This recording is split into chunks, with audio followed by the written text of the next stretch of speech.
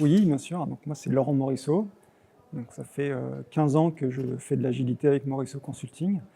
Et je suis passé de coach agile à coach OKR. Et donc ça fait depuis une semaine que j'ai publié mon nouveau livre sur la boîte à outils de la méthode OKR. Très bien. Alors, cette année encore, puisque l'année dernière vous étiez à l'événement, vous parlez des OKR. Alors, est-ce que vous pouvez déjà nous dire qu'est-ce que c'est un OKR? Oui, c'est vrai que l'année dernière, j'étais déjà présent à Agile en Seine pour parler des OKR. L'année dernière, c'était plutôt un atelier de sensibilisation. Et cette année, j'ai préféré venir avec une session qui aide à lancer son programme OKR. Les OKR, c'est une méthode de gestion agile d'objectifs d'entreprise. L'important à retenir, c'est que les OKR, c'est des objectifs et résultats clés. Les objectifs, c'est plutôt qualitatif, c'est là où je veux aller, ma destination, ma cible.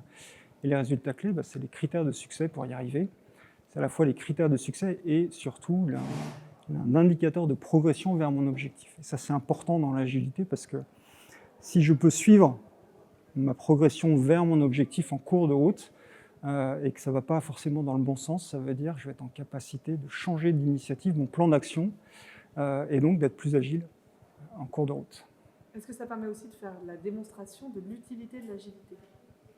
Alors, on ne va pas démontrer l'utilité de l'agilité avec les OKR. Par contre, on repose sur de l'agilité très opérationnelle, cette capacité justement à changer.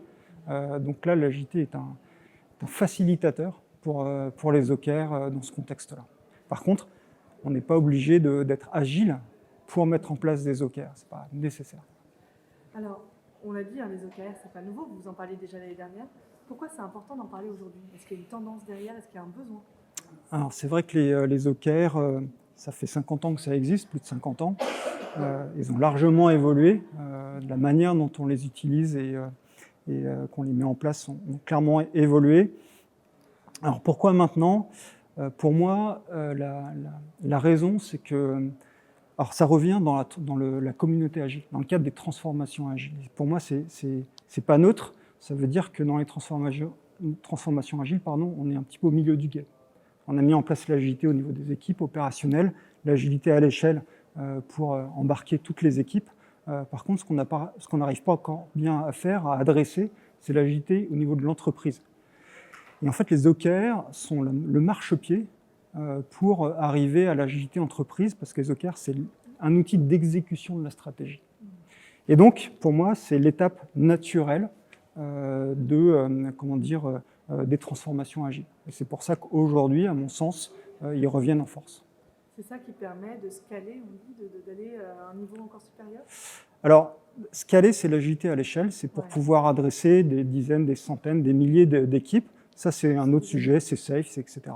D'ailleurs, SAFe utilise clairement les OKR, mais en fait, c'est ce qui va servir à adresser l'agilité au niveau de l'entreprise, c'est-à-dire être au service d'une stratégie qui s'adapte, qui se réajuste, et ça, l'agilité à l'échelle n'est qu'un rouage intermédiaire, pour l'agilité entreprise. Les OKR sont puissants, mais ce sont avant tout des outils. Ouais. Donc, quel conseil vous donneriez pour bien les utiliser? Si vous devez donner qu'un seul conseil aujourd'hui, quel serait-il? À part lire votre livre, évidemment. C'est vrai que les OKR sont qu'un outil, je l'ai dit, un outil de l'exécution de la stratégie. Et il faut bien le lancer. Pourquoi il faut bien le lancer? C'est que les OKR, c'est très robuste. Ça peut se mettre en place de la start-up au grand compte. Mais évidemment, on ne va pas le mettre en place de la même manière dans les deux cas. Et donc, il faut contextualiser. Et ma première des préconisations, c'est évidemment de ne pas mettre en place des OKR en lisant juste un livre. C'est-à-dire qu'il faut vraiment le contextualiser à l'entreprise, à ce qu'elle attend, ses problèmes, sa gouvernance, etc. Et donc, le faire avec le bon état d'esprit, parce que les OKR, historiquement, ça provient du management par objectif, qui était plutôt là pour évaluer la performance individuelle. Et entre évaluer la performance individuelle ou exécuter la stratégie, l'intention n'est juste pas la même. Donc, contextualiser et le faire avec la bonne intention. C'est moi qui vous donne une pause. C'est bon. Quels sont les écueils les plus importants, les plus récurrents surtout, avec les OKR?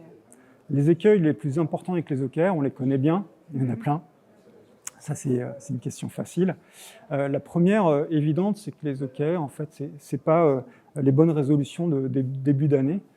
C'est-à-dire, voilà, on se fixe des objectifs et puis après on les oublie, on les suit plus. Donc la première des choses, les premiers écueils, c'est pas les suivre. Et donc ça sert juste pas à grand-chose. Le deuxième, après, c'est sur le nombre d'OKR. Un des écueils, alors je les mets pas dans l'ordre d'importance, mais le nombre d'OKR. Les OKR, c'est un cadre pour prioriser, pour se concentrer sur l'essentiel. Donc si on en a trop, on ne se concentre pas. Un autre point de vue aussi, c'est des OKR trop ambitieux ou pas assez. Les OKR, s'ils sont au service de l'exécution de la stratégie, elle est porteuse d'ambition. Mais encore une fois, il faut que les équipes pour les équipes, il faut que ce soit relativement réaliste, ambitieux mais réaliste. Voilà, c'est un petit peu la difficulté. Après, il y en a d'autres, c'est de confondre OKR avec outils de stratégie, et donc de mettre en place des OKR sans stratégie, ça n'aura pas de sens. Bon, et il y en a d'autres encore, des écueils.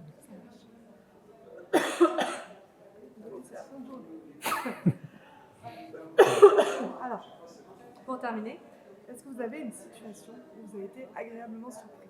Où le terrain, les équipes vous ont appris quelque chose? Oui, en fait, en mettant en place les OKR, il y a des équipes qui m'ont très agréablement surpris. Pas forcément sur